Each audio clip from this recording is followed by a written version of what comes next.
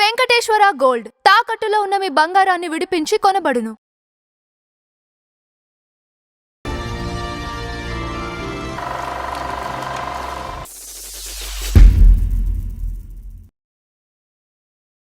నమస్కారం నందం హరిచంద్రరావు గారు. నమస్కారం అంజబాబు గారు. ఈరోజు మనం శోభన్ బాబు గారి దగ్గరికి వెళ్ళిపోదాం. ఓకే, వెళ్ళాలి కూడా. ఎందుకంటే మనకి ఇండస్ట్రీకి ఇది వరకు 2 కళ్ళు అన్నాం. ఎవరిని? ఎన్టీఆర్ గారిని, ఏఎన్ఆర్ గారిని. కానీ కృష్ణ గారు, శోభన్ బాబు గారు వచ్చాక ఇండస్ట్రీకి 4 పిల్లర్స్ వీళ్ళే అని నానుడు వచ్చింది. తర్వాత అందరిలోనూ నటీనటుల్లోనూ కానీ ఎవరు కానీ ఇండస్ట్రీకి 4 పిల్లర్స్ ఏఎన్ఆర్, ఎన్టీఆర్, ఏఎన్ఆర్, శోభన్ బాబు, కృష్ణ శోభన్ బాబు. లేకపోతే ఏదైనా శోభన్ బాబు గారిదండి ఆయన లైఫ్ మొత్తం చూసుకున్నట్టయితే కెరియర్ పరంగా ఇక్కడ కూడా ఎన్ని ఒడిదుడుకులు వచ్చినా నిలబడ్డారు, సక్సెస్ సాధించారు, స్టబర్న్ గా జీవితాన్ని సాగించారు. ఇచ్చేదంటే అయితే నిర్దిష్టమైన అభిప్రాయాలతోటి ఆయన శోభన్ బాబు గారు ఉండేవారు కదా. అయితే ఆ కెరియర్ ని ఇప్పుడు చూడండి, మనకి ఇండస్ట్రీలో కెరీర్ సక్సెస్ అయిన వాళ్ళందరూ కూడా పర్సనల్ లైఫ్ లో ఆ దెబ్బతిన్న వాళ్ళు ఎక్కువ మంది ఉన్నారు, ఎక్కువ శాతం ఉన్నారు కదా. కానీ శోభన్ బాబు గారిది అది కాదు. ఆ కెరియర్ ని పర్సనల్ లైఫ్ లో కూడా ఇంప్లిమెంట్ చేశారు. పర్సనల్ లైఫ్ కూడా సక్సెస్ఫుల్ గా రన్ చేసుకున్నారు ఆద్యంతం, అంతే కదా. అవును. సో అసలు శోభన్ బాబు గారి జీవితంలో మెయిన్ ఘట్టాలు ఒక్కసారి చూద్దాం. ఒక మెయిన్ ఘట్టాలే చెప్తానండి, ఎక్కువ మనం ఇది చెప్పక్కర్లేదు. ఆయన గురించి అందరికి తెలిసిన విషయం. రైట్. శోభన్ బాబు గారు ఏంటంటే చదువుకునేటప్పుడు వీళ్ళందరూ కూడా ఎవరు వచ్చినా కూడా ఎన్టీఆర్, ఏఎన్ఆర్ సినిమాలు చూసి ఇన్స్పైర్ అయ్యి ఇండస్ట్రీకి వచ్చిన వాళ్ళే. శోభన్ బాబు గారు కానీ కృష్ణ గారు కానీ ఎవరైనా సరే ఇండస్ట్రీ నుంచి వచ్చిన వాళ్ళే. కృష్ణ గారు పాతాళ భైరవ్ చూసి ఇన్స్పైర్ అయితే ఈయన కీలుగుర్రం చూసి ఇన్స్పైర్ అయ్యాడు. ఆయన కూడా కీలుగుర్రం చూశాడు కృష్ణ గారు. సో వీళ్ళిద్దరికీ పోలికలు ఉన్నాయి కొన్ని ఇండస్ట్రీకి రావడానికి. కాకపోతే ఆయన చదువు సాగించాడు. ఈయన చదువు సాగిస్తుండగా కీలుగుర్రం చూసి ఇన్స్పైర్ అయిన తర్వాత సినిమా మీద ఆసక్తి కలిగిన తర్వాత ఈయనకి ఈ డ్రిల్ మాస్టర్ అని ఒక ఆయన ఉండేవాడు.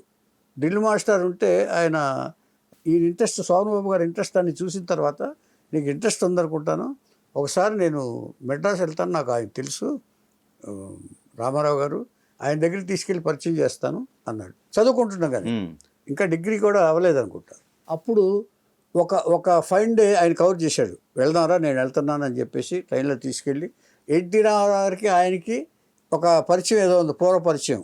సో డైరెక్ట్గా ఎన్టీ రామారావు దగ్గరికి వెళ్ళి కుర్రాడు గురించి, ఈయన శోభనా చలపతిరావు, ఉప్పు శోభనా చలపతిరావు అని చెప్పి నా స్టూడెంట్ అని చెప్పి, ఆర్ట్ మీద ఇంట్రెస్ట్ అని చెప్పేసి రామారావు గారు పరిచయం చేశాడు. బాగున్నావు కానీ చదువు మొత్తం ఫినిష్ అయ్యాక రా అని చెప్పేసి ఆయన పంపించాడు. ఎవరిని? శోభన్ బాబుని. ఆయన అప్పుడు పేరు శోభనా చలపతిరావు. చదువు అయిపోయిన తర్వాత ఇక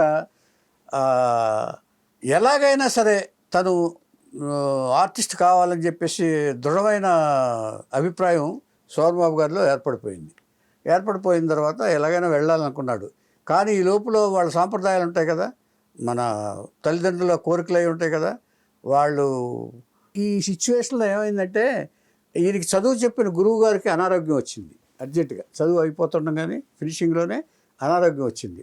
గురువు గారు మంచం మీద ఉన్నప్పుడు ఒకరోజు శోభన్ బాబు గారిని పిలిచి ఆయన, నేను అవసాన దశలో ఉన్నాను, నాకు ఒక సాయం చేయాలి, ఇంచేత ఆడపిల్లలతో నేను ఇబ్బంది పడుతున్నాను, మా పెద్దమ్మాయిని నువ్వు పెళ్లి చేసుకుని ఆయన అని రిక్వెస్ట్ చేశాడు. ఒక్కసారిగా శోభన్ బాబు గారు సెంటిమెంట్ ఎక్కువ, ఏదైనా సరే మనస్ఫూర్తిగా చేస్తాడు ఆయన. చేసేటప్పటికి ఆయన సరేనండి చేసుకుంటాను, గురుదక్షిణ గురువుగారికి కోరిక మేరకు నేను చేసుకోవడం గట్రా కావాల్సి ఉంది. ఆ పెద్ద కుమార్ శాంతకుమార్ ఏదో పేరుంది, శాంతకుమార్ అనుకుంటా, చేసి 1958లో పెళ్లి చేసేసుకున్నాడు ఆయన. అప్పటికే ఎడ్యుకేషన్ అయిపోయింది. ఈ 1937లో పుట్టాడు ఈయన. అంటే 21 ఏళ్ల వయసుకే పెళ్ళి అయిపోయింది. పెళ్ళి అయిపోయిన 16 రోజులకే మళ్ళీ అవకాశం వచ్చింది ఇండస్ట్రీకి వెళ్ళటానికి.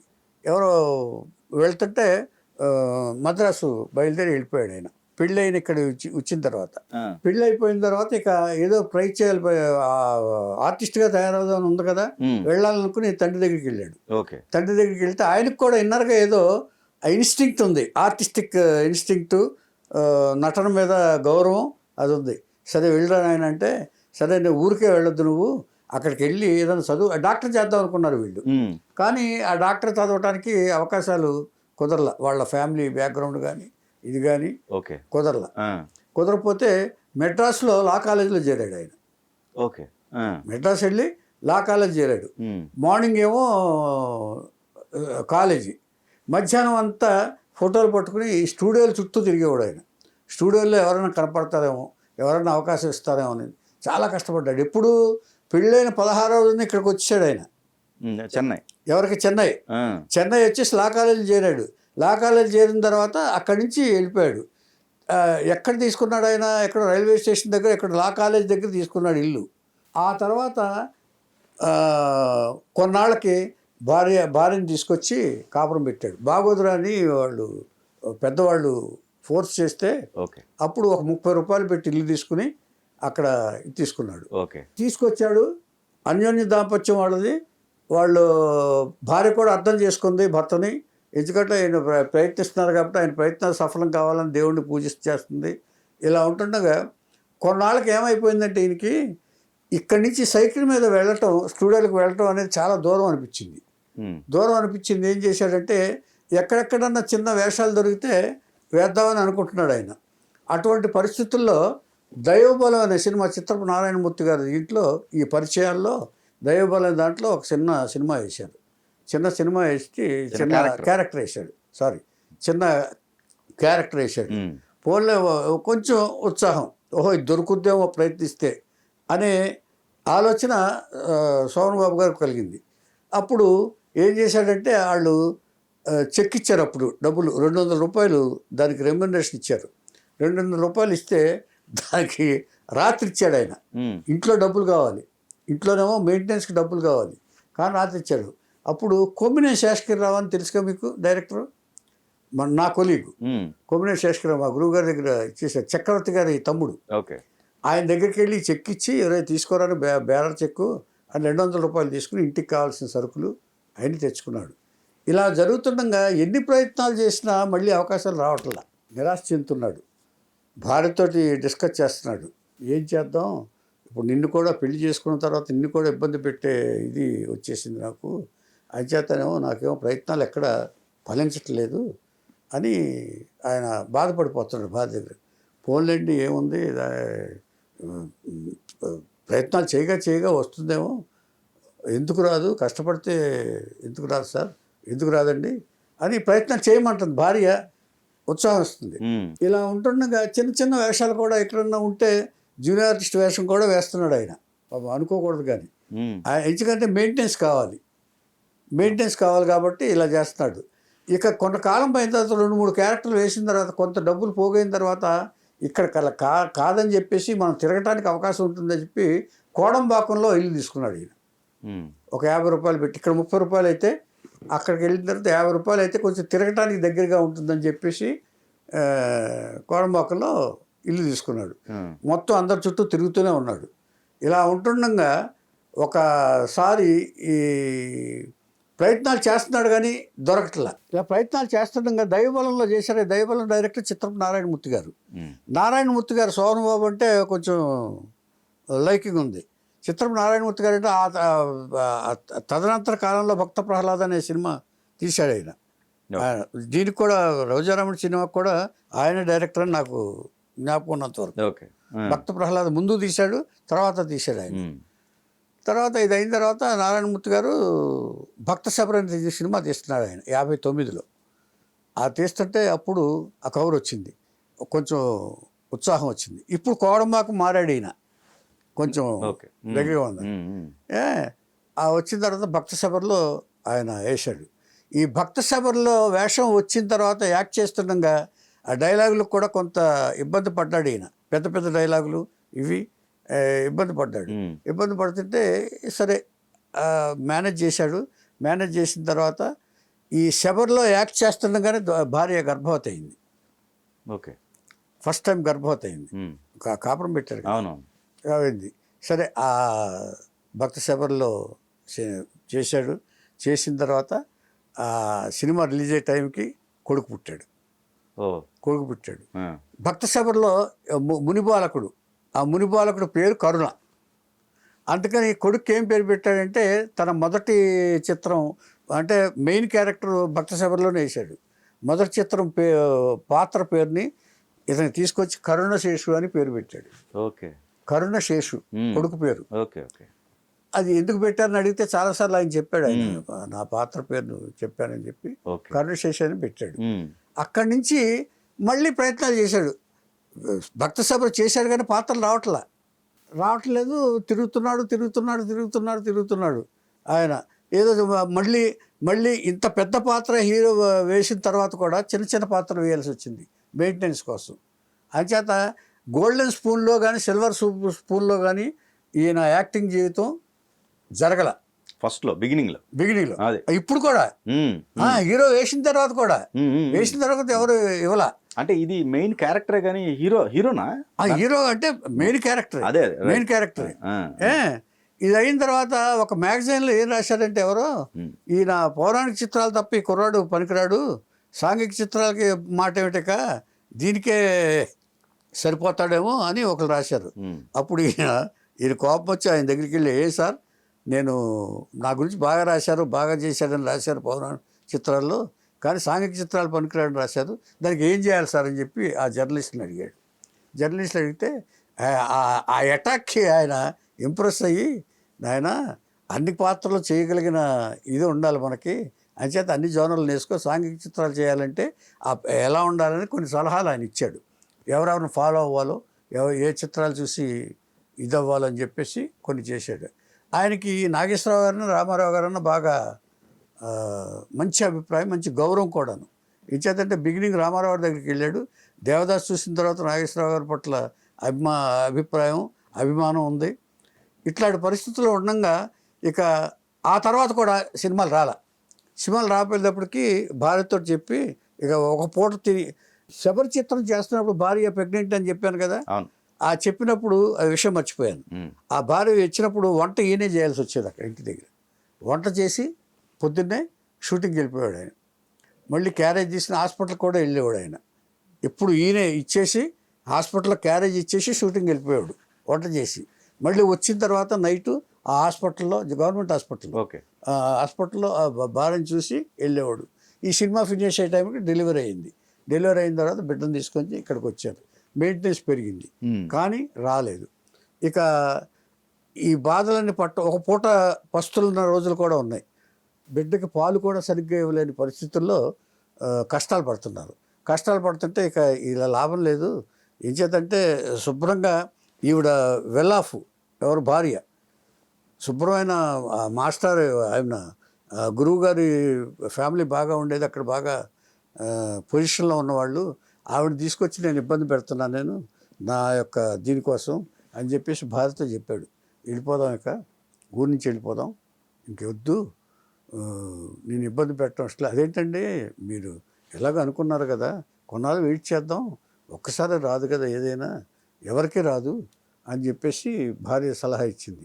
కానీ అలా వండుకుంటుండగా ఇక డిసైడ్ చేసుకుని సర్దేసుకున్నారు. వద్దులే, కావాలంటే నిన్ను వచ్చి మళ్ళీ నేను కావాలంటే వస్తానని చెప్పాడు.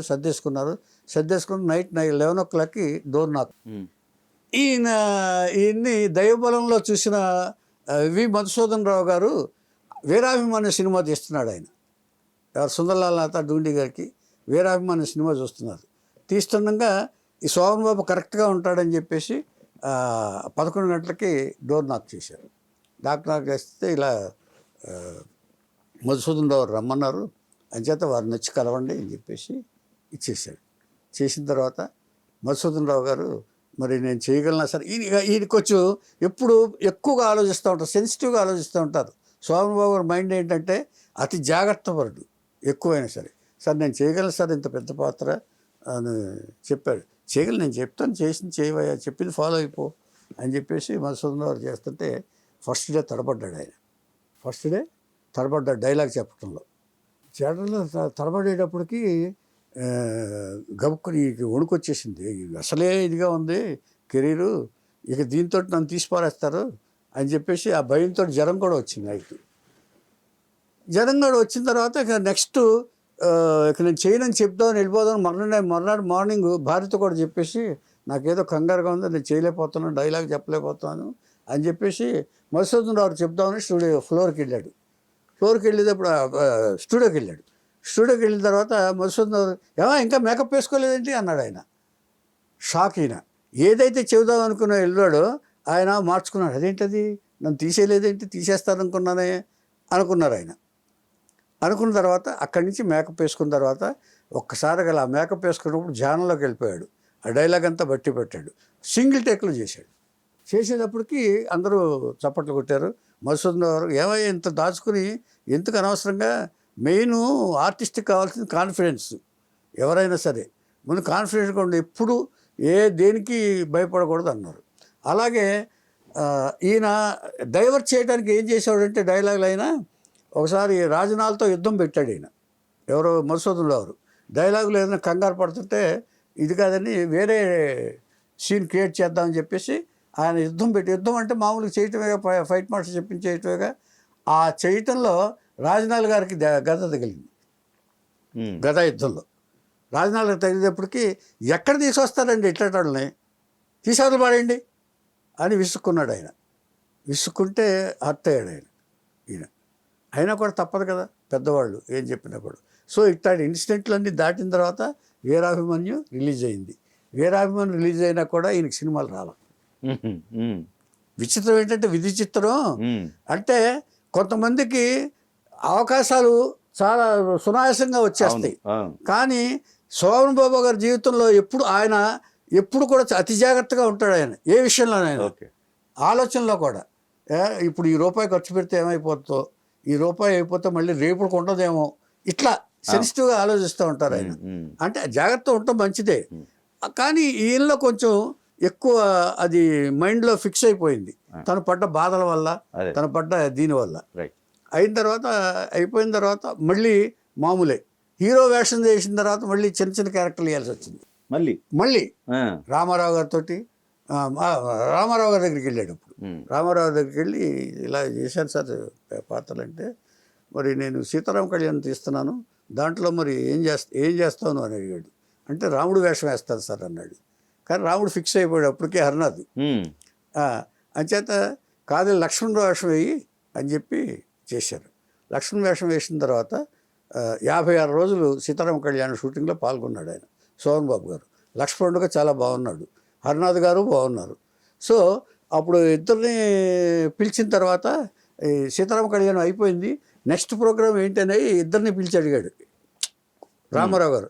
రామారావు గారు ఎప్పుడు ఎంకరేజ్మెంట్ చాలా బాగుండేది కుర్రాళ్ళకి, ఎప్పుడు ఎవరు వచ్చినా సరే బాగుండేది. అటువంటిప్పుడు ఇద్దరు మళ్ళీ ఏముంది సార్ మళ్ళీ వెతుకులాటే సార్, మాకు ఏ రకాలు రావట్లేదు సార్ అన్నారు. ఒక పని చేయండి, రేపు నేను భీష్మ ఓపెనింగ్ ఉంది నాకు పలానా స్టూడియోలో, మీ ఇద్దరు రండి అన్నారు. అక్కడికి వెళ్ళి బిఏ సుబ్బారావు గారికి, వీళ్ళిద్దరూ ప్రామిసింగ్ కుర్రవాళ్ళు, వీళ్ళు బాగా చేస్తారు, పైగా అందగాళ్ళు, అంచేత వీళ్ళిద్దరిని నీ పిక్చర్లో పెట్టుకొని బిఏ సుబ్బారావు గారికి సజెస్ట్ చేశారు రామారావు గారు. రామారావు గారు బిగినింగ్ నుంచి ఇది ఉంది. అంచేత అందుకనే ఇండస్ట్రీకి పరిశ్రమకు పెద్దలయ్యారు వాళ్ళిద్దరు. రామారావు గారు కూడా అంతే, నాగేశ్వరరావు గారు కూడా అంతే. నాగేశ్వరరావు ఎంకరేజ్ చేశారు వీళ్ళని. అయిన తర్వాత అక్కడికి వెళ్ళిన తర్వాత అప్పుడు బిఏ సుబ్బారావు రామారావు చెప్పిన తర్వాత కాలం ఏముంది, అప్పటికే ఆయన డిఫరెంట్ క్యారెక్టర్ చేస్తున్నాడు. భీష్మ ఓల్డ్ క్యారెక్టర్, ఎవరు 60లో ఆయన వయసు తక్కువ చేస్తుంటే హరినాథ్ గారికి ఏమో కృష్ణుడు వేషం ఇచ్చాడు, ఈయనకేమో అర్జునుడు క్యారెక్టర్ ఇచ్చాడు. ఎవరికి? శోభన్ బాబుకి. ఎవరు? భీష్మలో ఆ 2 క్యారెక్టర్ తోటి ఇచ్చారు. అయినా కూడా వేషాలు రాలా శోభన్ బాబు గారికి, అయినా కూడా రాలా. మళ్ళీ మామూలే వేట. ఇలా జరుగుతున్న వీరాభిమన్యు తీశారు కదా ఈయన. రామారావు మధుసూదన్ రావు గారికి శోభన్ బాబు మీద బాగా కాన్ఫిడెన్స్ వచ్చింది. వచ్చిన తర్వాత 65 వరకు సాగిపోయింది వీరాభిమన్యు. 65 తర్వాత 4 years అసలు సినిమాలు లేవు. మెయింటెనెన్స్ కోసం మళ్ళీ చిన్న క్యారెక్టర్స్ వేయాల్సి వచ్చింది, సైడ్ క్యారెక్టర్లు వేయాల్సి వచ్చింది. నాగేశ్వరరావు పక్కన క్యారెక్టర్, లేకపోతే జగ్గయ్య గారి పక్కన, లేకపోతే రామారావు పక్కన, డీటెయిల్స్ అక్కర్లేదు. కానీ చిన్న క్యారెక్టర్లు వేసి 4 సంవత్సరాలు స్ట్రగుల్ అయ్యారు. బాబు ఒక్కడే. ఆ తర్వాత ఒక కూతురు పుట్టింది ఈ 4 సంవత్సరాల్లో. ఈ 4 సంవత్సరాల్లో కూతురు పుట్టారు ఒకళ్ళు. అయిన తర్వాత అక్కడ అయిన తర్వాత 65వ తారీఖున 65లో వీరాభిమాని రిలీజ్ అయితే 4 years అసలు మెయింటెనెన్స్ చాలా ఇబ్బంది పడ్డాడు ఆయన, స్ట్రగుల్ అయ్యారు ఆయన క్యారెక్టర్స్ కోసం. వచ్చిన క్యారెక్టర్ అలా చేశాడు ఆయన, నో అన్లా బుద్ధిమంతుల్లో కూడా అప్పట్లోనే బుద్ధిమంతుల్లో కూడా చేశాడు ఆయన కృష్ణ క్యారెక్టర్. అంటే సైడ్ క్యారెక్టర్లే, హీరోగా అవుదాం అనుకున్న వాళ్ళ ఆశలన్నీ ఈ సైడ్ క్యారెక్టర్ పరిమితం అయిపోయింది. ఎందుకంటే అవసరాలు ఉన్నాయి కాబట్టి తప్ప మెయింటెనెన్స్ తప్పదు. అదే ఏం చేద్దాం, మళ్ళీ వెళ్తాం అంటే ఇలాంటి క్యారెక్టర్లు వస్తున్నాయి, వెళ్దాం మనం తిరిగి వెళ్ళిపోదాం అనుకునే లోపల ఏదో ప్రోత్సాహం కనిపిస్తుంది. అంతే వీరాభిమానికి మంచి పేరు వచ్చింది. సోమబాబు గారు చాలా బాగా మాట్లాడుకున్నారు, రామారావు గారు కూడా పొగిరారు. అంచేత ఇటు అయిన తర్వాత మళ్ళీ మధుసూదన్ రావు గారే ఏం చేశారంటే 28 ఎండ్లో బాబు నీతో సోషల్ పిక్చర్ తీస్తున్నాను నేను, దీనికి ప్రిపేర్ అవ్వు అని చెప్పి మలయాళంలో తీసిన తులాభారం ఏదో సినిమా ఉంటే మనుషులు మారాలి తీసాడు ఆయన. మనుషులు మారాలి సగంలో చచ్చిపోతాడు ఈయన. కానీ ఆ మనుషులు మారాలి రిలీజ్ అయిన తర్వాత సూపర్ డూపర్ హిట్ అయిపోయి సోమన్ బాబు విపరీతమైన పేరు వచ్చింది. అంతే, అక్కడి నుంచి వెనుదిరిగి చూడాల సోమన్ బాబు కెరీర్లో. ఏంటే ఫ్యాన్స్ వచ్చేసారు, సోమన్ బాబు విపరీతమైన పేరు వచ్చింది. సో పెర్ఫార్మరు ఇది అయింది. ఇంతకీ ఇది ఏంటంటే ఈయన ఫైనాన్షియల్గా జాగ్రత్త పడటానికి కారణం ఏంటంటే తను పడ్డ ఇబ్బందులు. అంతేగా, అవును. రూపాయి కోసం ఇబ్బంది పడ్డాడు. ఒకళ్ళని అడిగే మనస్తత్వం కాదు, ఎవరిని అడిగే మనస్తత్వం కాదు. తర్వాత భార్య ఇది కూడా తాకట్టు పెట్టిన సందర్భాలు ఉన్నాయి కొన్ని, బంగారం ఇది అంటే. అంచేత ఇట్లాంటి బదులని ఇక పడకూడదు, నా సంతానం కానీ నా పిల్లలు కానీ పడకూడదు అని అప్పటి నుంచి ఆయన ఏ రూపాయి వచ్చినా ప్రాపర్టీస్ కొట్టడం మీద స్టార్ట్ చేశాడు. అదే జాగ్రత్త పడాలి. అవును, ల్యాండ్ అనేది అది ఎక్కడొచ్చిందో బీజం ఆయనకి. ఆ బీజం ఎక్కడొచ్చిందంటే ఆయన ఏ రూపాయి వచ్చినా ముందు ఇల్లు ఏదో కొనేసేవాడు ఆయన, ల్యాండ్ మీద పెట్టేవాడు. ల్యాండ్ మీద పెట్టేవాడు, ఫ్లాట్ కూడా కొనేసేవాడు ఆయన. ఈ ప్రపంచంలో ఇప్పుడు ఫ్యూచర్లో ఎవరో చెప్పిన స్పీచ్ విన్నాడు ఆయన. ప్రపంచ భూభాగంలో మన ప్రపంచంలో 3 వంతులు వాటరు, 1 వంతు భూమి, అంచేత జనాభా పెరుగుతుంది మనకి. ఈ స్పీచ్ విన్నాడు ఆయన. మనకి జనాభా పెరుగుతుంది కాబట్టి రేపు ఫ్యూచర్లో మనుషులకి ఉండటానికి జాగా దొరక్కపోవచ్చు, ప్లేస్ ఉండకపోవచ్చు. అంచేత అప్పుడే ఎందుకు వచ్చిందంటే కుటుంబ నియంత్రణ పెడుతున్నా చూసారా, మనుషులు పెరిగిపోతే మనం ఉండటానికి నిలబడటానికి కూడా చోటు ఉండదు అని చెప్పేసి ప్రచారాలు జరిగినాయి అప్పుడు. గుర్తుందో లేదా? అంచేత ఇవన్నీ మైండ్లో ఉన్నాయి ఆయనకి. సో ఆయన చాలా తెలివిగా ఆలోచిస్తారు కదా, సెన్సిటివ్గా ఆలోచిస్తారు కదా. అంచేత ఓహో మనుషులు దొరకడానికి ప్లేస్ దొరకకపోతే మనం ఇప్పుడు ఏం జాగ్రత్త పడాలి, స్థలం కొనాలి. స్థలం కొంటే రేపు ఎప్పుడైనా సరే దీనికి కాస్ట్ పెరుగుతుంది. అంచేత అది అక్కడి నుంచి ఏ రూపాయి వచ్చినా కూడా ల్యాండ్ మీద పెట్టడం మొదలుపెట్టాడు. ఆయనకి 50 బిల్డింగ్లు ఉన్నాయి అక్కడ అప్పట్లోనే, ఇది కొంతకాలం అయిన తర్వాత అక్కడి నుంచి తోటలు కొన్నాడు ఆయన. ఒక బెంగళూరు సైడ్ తోట ఒకటి ఉంది, 100 ఎకరాలు ఎంతో. ఎన్టీ రామారావు బేరం ఆడటానికి వెళ్ళాడు. బేరం ఆడటానికి వెళ్తే మొత్తం వైట్ కావాలన్నాడు ఆయన, వైట్ కావాలని ఇవ్వాల. అప్పుడు సోమబాబు కొనుక్కొని అదే తోటని బాలసుబ్రహ్మణ్యం గారికి అమ్మాయి పెళ్ళికి ఇది దొరకపోతే, కళ్యాణ మండపం దొరకపోతే ఆ తోటని కళ్యాణ మండపం చేసి మొత్తం డెకరేట్ చేసి, బాలసుబ్రహ్మణ్యం గారు అంటే అభిమానం ఈయనకి, డెకరేట్ చేసి కళ్యాణం పెళ్ళి అక్కడ చేయించాడు ఈయన. అండ్ ఇంకోటి కూడా అంటారండి, ఈ ఎక్కువ శాతం జయలలిత గారికి సంబంధించిన ఆస్తులు కాదండి, అలాంటి మనస్తత్వం ఈయనకి లేదు. తర్వాత జయలలిత ఒక సినిమా వచ్చింది ఈయనకి, జయలలిత ఒక సినిమా వచ్చింది. వస్తే సంధ్య తల్లి మా ఇలాంటి ఆర్టిస్టులతో చిన్న ఆర్టిస్టులతో మా అమ్మాయి చేయదు అని చెప్పేసి సంధ్య రిజెక్ట్ చేసింది సోమన్ బాబు గారిని. కానీ జయలలిత ఈయన ప్రేమించింది. మా బాబు అనే సినిమా తమ్మారెడ్డి గారిది చేస్తున్నప్పుడు అప్పుడు వీళ్ళిద్దరి మధ్య కాంటాక్ట్స్ పెరిగిన తర్వాత జయలలిత ఇంటికి ఈయన వస్తూ ఉండేవాడు. ఈయన వస్తూ ఉంటే మేము కూడా ఒక రోజు వెళ్ళాం. మేము ఈయన అక్కడ భోజనం చేస్తుండగా మేము వెళ్ళాం ఆయన కలుసుకోవడానికి, సోమన్ బాబు గారిని, గురుగారి సినిమా పని మీద ఉంటే. అంటారు ఎక్కువ శాతం ఆవిడకు సంబంధించిన లేదండి, ఎందుకంటే చెన్నైలో మేజర్ పార్ట్ లో ఆవిడ ఆస్తులు కూడా ఈయనకి అటాచ్ అయినాయి. కాదండి, ఆస్తులకు సెక్యూర్ అయినాయి ఆవిడ వల్ల. ఈయన సంపాదించుకున్న ఆస్తులు సెక్యూర్ చేసుకున్నాడు. ఈయనేం తక్కువ సంపాదించలే. Okay okay. ఏంటంటే ఎప్పుడైనా సరే ఆస్తులు పెరుగుతాయి కదా సార్, వాల్యూ పెరుగుతుంది కదా. పెరుగుతాయి, బట్ ఆవిడదైతే లేవు అస్సలు. ఓకే ఎవరి డబ్బు వాళ్ళే, ఎవరి జాగ్రత్తలు వాళ్ళే ఉన్నారండి. ఓకే. ఎవరు ఇదే లేదు. ఒకళ్ళనొకళ్ళు అభిమానం ప్రేమ చూపించుకున్నారు తప్ప, చేసుకున్నారు తప్ప ఆస్తుల విషయాల్లో వీళ్ళు ఎప్పుడు కక్కుర్తి పడలేదండి. సోమన్ బాబు గారు అసలు కాదు. ఓకే. సోమన్ బాబు గారు అసలు ఆవిడ డబ్బులు కానీ ఆవిడది కానీ చేసేవాడు కాదు ఈయన. ఓకే. కాకపోతే జాగ్రత్త పడేవాడు అంతే. అదేలే, కరెక్ట్, అతి జాగ్రత్త ఉండేవాడు. కానీ ఆయనకి కొంతకాలం అయిపోయిన తర్వాత ఏం వచ్చిందంటే ఆయనకి ఈ జనరేషన్ వస్తారు, చిరంజీవి గారు, నాగార్జున, వెంకటేష్, వీళ్ళందరూ ఎమర్జ్ అయ్యి వస్తున్నారు. వస్తున్నప్పుడు ఆయన ఏంటంటే తనకి ఫిగర్ మీద కాన్షియస్నెస్ ఎక్కువ ఉండేది సోమన్ బాబు గారికి. ఎవరికి జుట్టు నలగనిచ్చేవాడు కాదు. ఆయన ఎక్కడికైనా బయటకు వచ్చినా కూడా జుట్టు తనకి బాల్డ్ హెడ్ ఉందని తెలియనిచ్చేవాడు కాదు, ఏ ఫంక్షన్కి వచ్చినా కూడా. అప్పుడు 96లో ఒక డెసిషన్ తీసుకున్నాడు. డెసిషన్ తీసుకుని ఇక సినిమాలు యాక్ట్ చేయకూడదు. వీళ్ళందరూ వచ్చిన తర్వాత మనల్ని అంటే సినిమాలు తగ్గిపోయిన తర్వాత సంవత్సరానికి 5-6 సినిమాలు చేసేవాళ్ళు, ఒక సినిమా అట్లా అక్కడ సంవత్సరానికి ఒక సినిమాకి వచ్చేసిన తర్వాత లాస్ట్ సినిమా చేసింది హలో గురు అనే సినిమా. అది కూడా ఏదో కథ నచ్చి చేశాడు ఆయన. చేసిన తర్వాత దాంతో ఎండ్ అయిపోయిన తర్వాత ఒక డెసిషన్ తీసుకున్నాడు, మనమే తప్పుకుంటే మంచిది. ఇప్పుడు వాళ్ళంతా వాళ్ళు తీసేయటం కంటే మనకు ఇప్పుడు ఏం పర్వాలేదు, కావాల్సినంత ఇచ్చేసుకుందాం అని ఒక కంటెంట్మెంట్ కావాలి మనిషికి, ఏ మనిషికైనా.